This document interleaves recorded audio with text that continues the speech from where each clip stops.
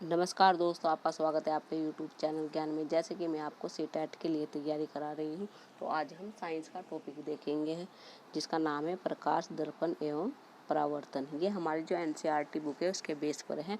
तो हम देखते हैं कि प्रकाश और दर्पण एवं परावर्तन एनसीईआरटी में क्या बताया गया है, तो उसे आज हम पढ़ेंगे। अगर ये वीडियो आपको अच्छी लगे तो इसे लाइक कीजिए और शेयर कीजिए, और प्लीज़ हमसे जुड़े रहने के लिए इस चैनल को सब्सक्राइब कीजिए।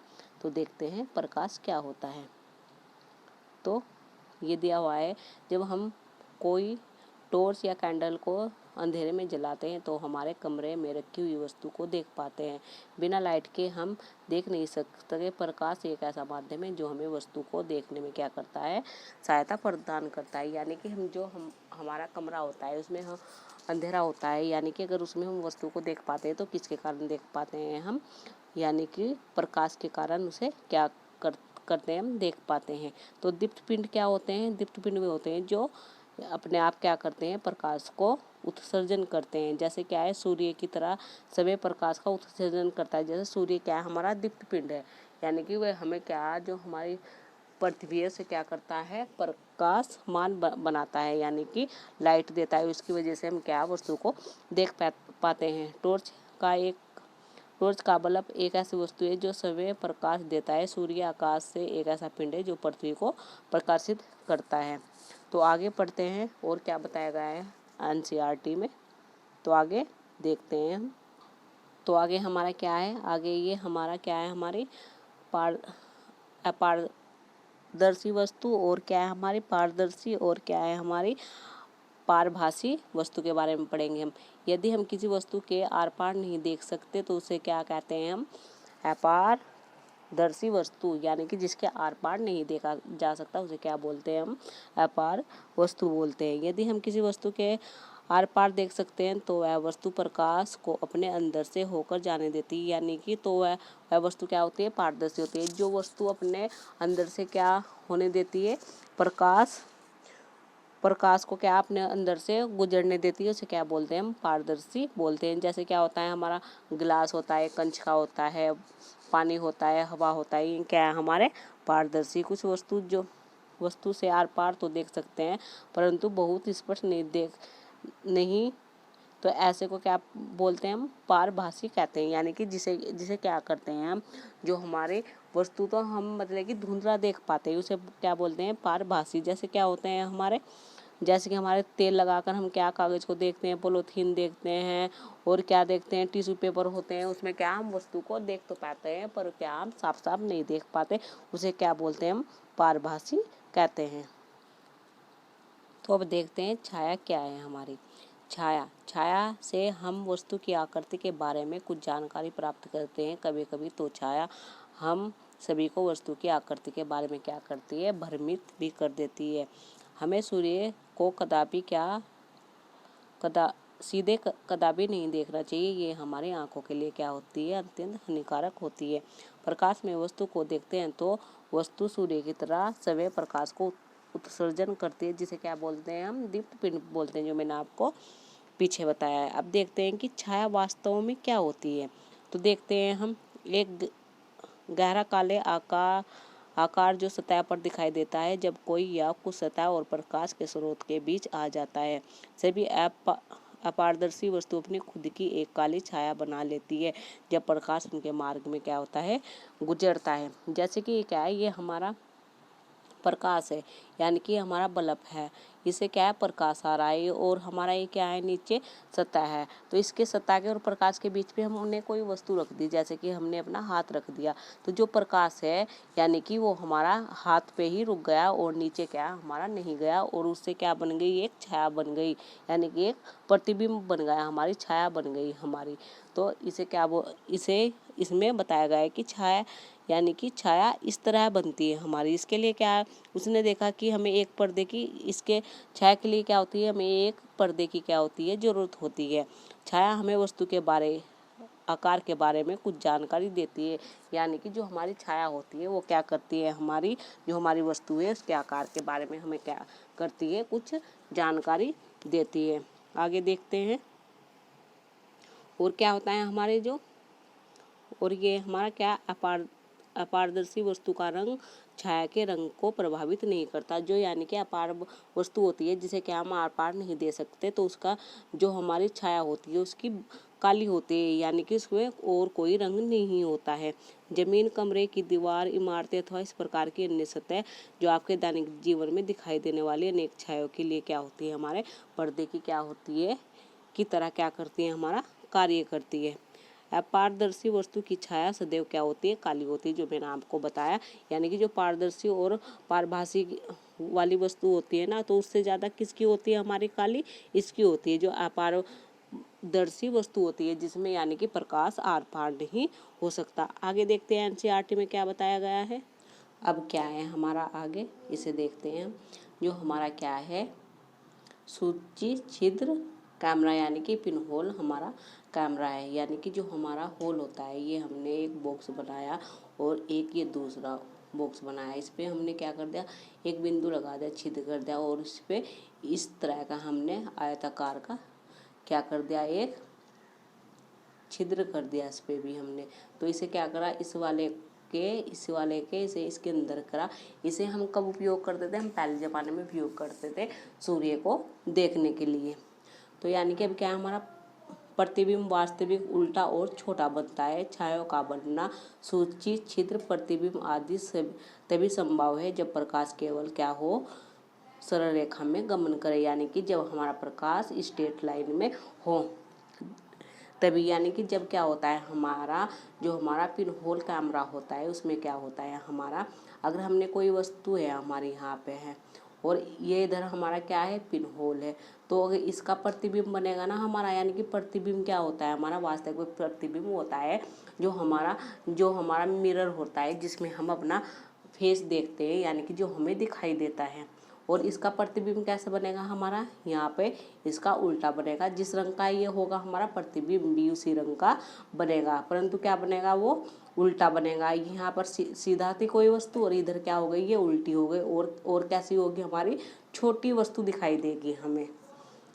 सूची छिद्र कैमरा प्रकृति में भी एक रोचक सूची छिद्र कैमरा है। कभी कभी हम ऐसे वृक्ष के नीचे गुजरते हैं जिसमें ढेरों पत्तियां होती है, तब हमें उस पेड़ के नीचे सूर्य के प्रकाश के धब्बे दिखाई। वास्तव में ये वृत्ताकार प्रतिबिंब सूर्य के सूची छिद्र प्रतिबिंब होते हैं। जैसे कि क्या है, ये हम कहीं पर जाते हैं और हमारे जो पेड़ होते हैं उनसे क्या हमें ये छोटे छोटे दिखाई देते हैं, हमें ऐसे धब्बे। तो ये क्या होता है, जो हमारा प्रकाश होता है और जो हमारे पेड़ की पत्तियां होती है उसमें से ये गुजरता है, और जो हमारी सतह होती है उस पर क्या आएंगे, ऐसे गोल गोल हमारे दिखाई देते हैं। और ये कैसे होते हैं, ये हमारे धब्बे ही होते हैं, हमारे वर्ताकार होते हैं। आगे देखते हैं हम एनसीईआरटी में हमें और क्या बताया गया है।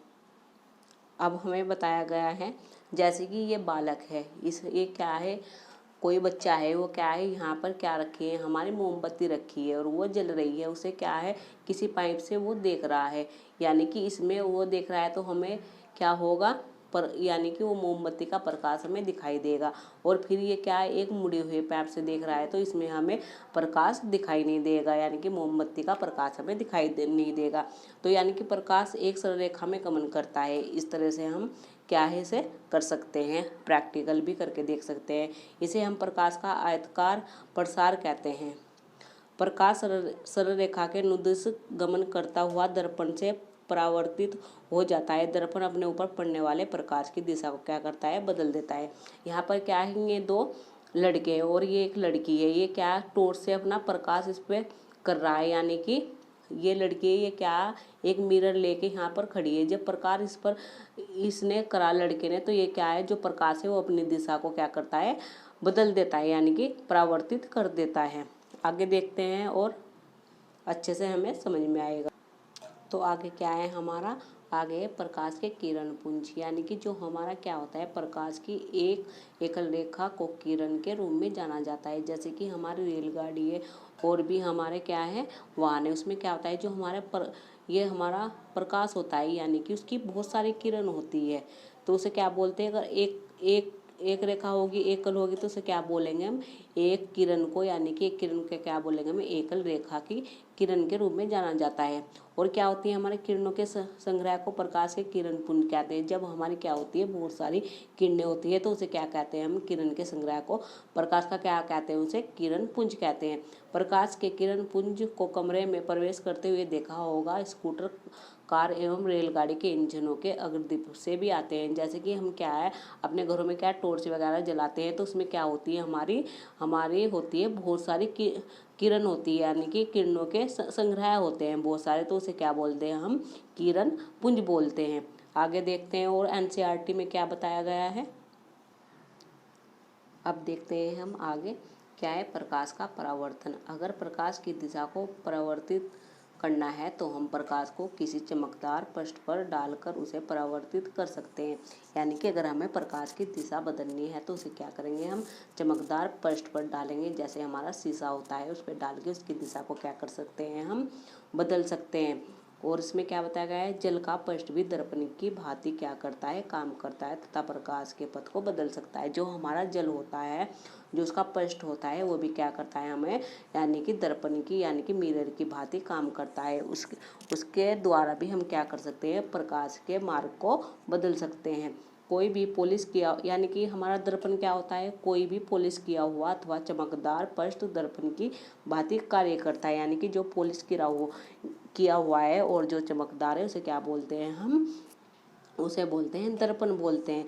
अब दर्पण के बारे में पढ़ते हैं हम, कौन कौन से होते हैं हमारे, समतल दर्पण। तो समतल दर्पण में क्या होता है, जो हमारा प्रतिबिंब बनता है वो कैसा होता है, हमारा सीधा बनता है। और क्या होता है, हमारा समान आकार का होता है। और क्या कैसा बनता है, हमारा आभासी बनता है। आगे देखते हैं,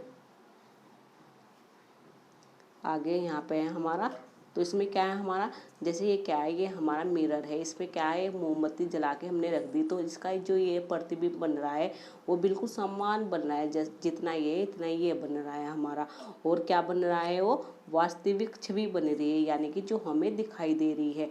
अगर कोई वस्तु है, दीवार है हमारी, उस पर हमारी छवि दिखाई नहीं देती तो उसे क्या बोलते हैं, हम उसे वास्तविक छवि नहीं कहते। यानी कि वास्तविक छवि क्या होती है, जो हमें ऐसी जैसी वस्तु है ऐसी कैसी दिखाई देती है, तो उसे वास्तविक छवि कहते हैं। और क्या है, हमारा आभासी प्रतिबिंब क्या है, यानी कि जितनी दूरी पर हमारा ये वस्तु रखी है तो दर्पण के इतनी दूरी पर हमें दूसरी वस्तु रखी दिखाई देती है, उसे क्या बोलते हैं, हम आभासी प्रतिबिंब बोलते हैं। यानी कि कहने का मतलब ये है, अगर ये हमारा कोई मिरर है और कोई वस्तु हमारी 5 मीटर पर रखी है, यहाँ पे कोई वस्तु, तो यानी कि प्रतिबिंब भी हमारा कितने, आभासी प्रतिबिंब भी कितने पर बनेगा, हमारा 5 मीटर पर ही बनेगा वो भी। आगे देखते हैं, शतरंग के बोर्ड पर देखने से हमें प्रतीत हो रहा है कि प्रतिबिंब दर्पण के पीछे उतनी ही दूरी पर बनता है जितनी की दर्पण से बिंब की दूरी है। यानी कि जो हमारा शतरंग है वो भी हमारे जितनी दूरी पर ये रखा है ना, हमें दिखाई दे रहा है, प्रतिबिंब भी हमारा उतनी ही दूरी पर यानी कि दिखाई देगा, उसे क्या बोलते हैं, हम आभासी प्रतिबिंब बोलते हैं। आगे देखते हैं, अब क्या है हमारा, अब हमारा जो हमारा मिरर होता है उसमें हम ऐसे खड़े होते हैं, तो उसमें क्या है, जो दायां हमारा हाथ होता है वो बाएं की तरफ दिखाई देता है, और जो बायां होता है वो दाएं की तरफ दिखाई देता है, उसे क्या बोलते हैं, प्रसव परावर्तन कहते हैं। जो रोगी वाहनों पर शब्द एम्बुलेंस लिखा होता है, जैसे कि ये लिखा हुआ है उल्टा लिखा होता है, क्योंकि जब रोगी वाहन के आगे जाने वाले वाहन के चालक अपने परसों दर्पण में देखते हैं तो वो हमें कैसा दिखाई देता है, हमें सीधा दिखाई देता है। जैसे कि एम्बुलेंस है और जो हमारे पीछे से गाड़ी आ रही है तो उसमें कैसा दिखाई देगा, ये एम्बुलेंस सीधा दिखाई देता है, तो इसलिए एम्बुलेंस पे ये उल्टा लिखा होता है, एम्बुलेंस शब्द। आगे बढ़ते हैं, कुछ और थोड़ा सा और रह गया है, प्रकाश का परावर्तन, इसके बारे में भी हम देख लेते हैं। ये पॉइंट, प्रकाश का परावर्तन, जब जल का पृष्ठ दर्पण की भांति कार्य करता है, जो मैंने आपको पीछे बताया है, प्रकाश का पथ को बदल सकता है। यानी कि हमारा जल भी क्या होता है, दर्पण की भांति कार्य करता है, जो हमारे प्रकाश की दिशा को क्या करता है, बदल देता है। तो यह परिवर्तन प्रकाश का क्या कहलाता है, तो यह परिवर्तन प्रकाश का परावर्तन कहलाता है। समतल दर्पण द्वारा बनने वाले प्रतिबिंब दर्पण में कैसे होते हैं, ये याद रखने वाले पॉइंट है। सीधा प्रतिबिंब और क्या होगा, समान आकार का होगा, और कैसा होगा, हमारा आभासी प्रतिबिंब होगा। तो ये टॉपिक के बारे में मैंने आज आपको बताया। ये हमारा पहला पार्ट है इसमें, और दूसरा पार्ट मैं आपको अगली वीडियो में कराऊंगी। अगर ये वीडियो आपको अच्छी लगे तो इसे लाइक कीजिए और शेयर कीजिए, और हमसे जुड़े रहने के लिए इस चैनल को सब्सक्राइब कीजिए। धन्यवाद इस वीडियो को देखने के लिए।